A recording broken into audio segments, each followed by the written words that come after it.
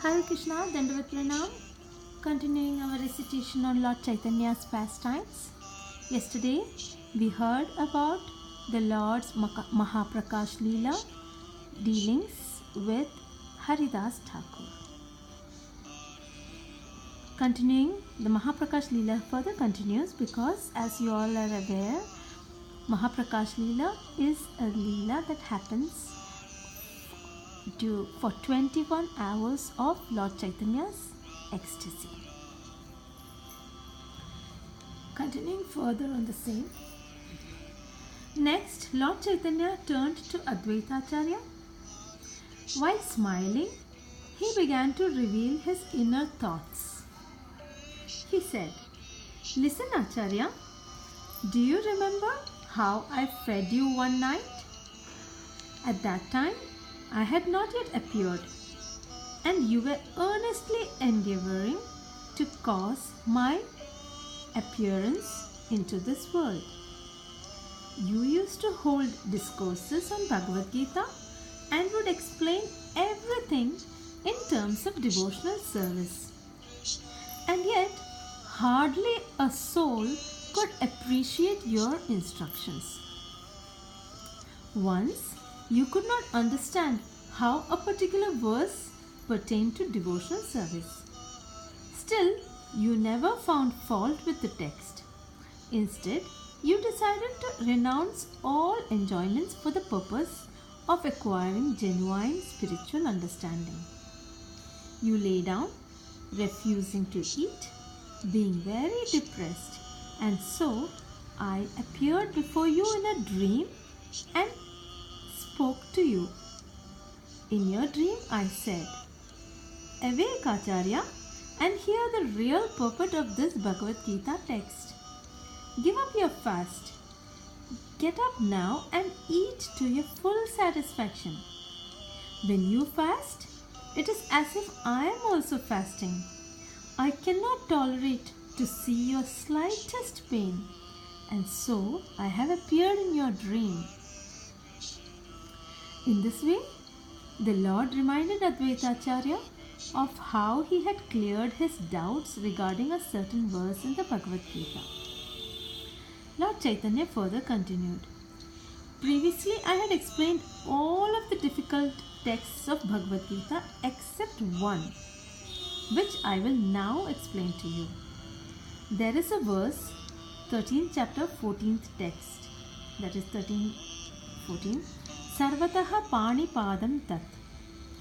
The verse starts in this way, meaning the Supreme Lord's hands and feet are everywhere. This verse is often misinterpreted, but the actual meaning is that the Supreme Being pervades everything with his omnipotent presence. As the Lord continued to explain this verse, Advaita Acharya became overwhelmed with a feeling of gratitude and joy, for he considered himself to be the obedient servant of Sri Chaitanya Mahaprabhu. In his ecstasy, Advaita Acharya would explain Bhagavad Gita in various ways, and only a fortunate few devotees could understand him. There are so-called followers of Advaita Acharya who worship him as supreme and yet disrespect Lord Chaitanya because they do not understand the inner mood of their master. Now, for reminding you all once again, Advaita Acharya is none but the incarnation of Lord Shiva along with Lord Vishnu.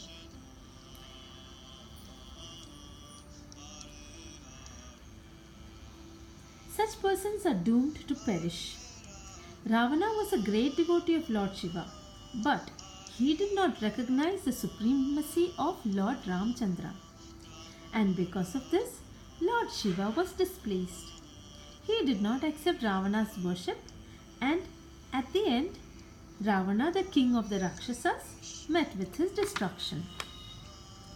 Lord Shiva does not convey to his devotees his personal feelings about their actions, whether good or bad, for that is his nature.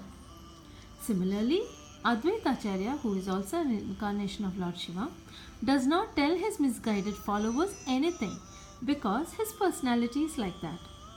And if anyone tries to instruct the so-called followers of Advaita Acharya, they become angry and strike their well-wishers. Lord Chaitanya suddenly spoke while raising his arms. Everyone, please look at me. All of you present here, ask me for any benediction that you may desire. Hearing this, the devotees became very excited and each one of them asked for some benediction. Advaita Acharya was the first one to speak. He said, "My Lord, I only pray that you shower your grace upon this ignorant and fallen soul." Someone else petitioned, "My father opposes my association with devotees and engagement in devotional service. I therefore pray to you, my dear Lord, may my father's heart become transformed so that he also becomes a devotee." In this way, the devotees prayed for the benefit of their dear ones, disciples, wives, sons, servants, etc. One devotee prayed, "My Lord, please increase my faith in my spiritual master." Lord Vishwambara is a benefactor of all his devotees. While smiling sweetly, the Lord granted everyone's wishes. All this while, Mukunda was hiding behind a curtain in an adjoining room, unable to muster enough courage to appear before the Lord. Mukunda was loved by all, and he knew everyone intimately.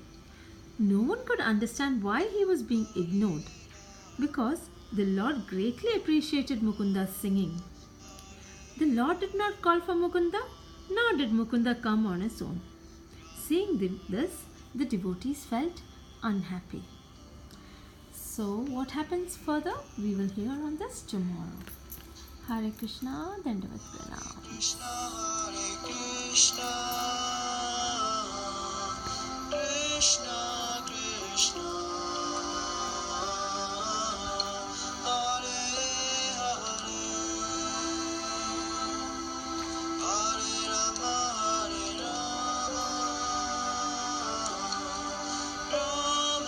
Rama Rama, Hare Hare, Hare Krishna, Krishna Krishna,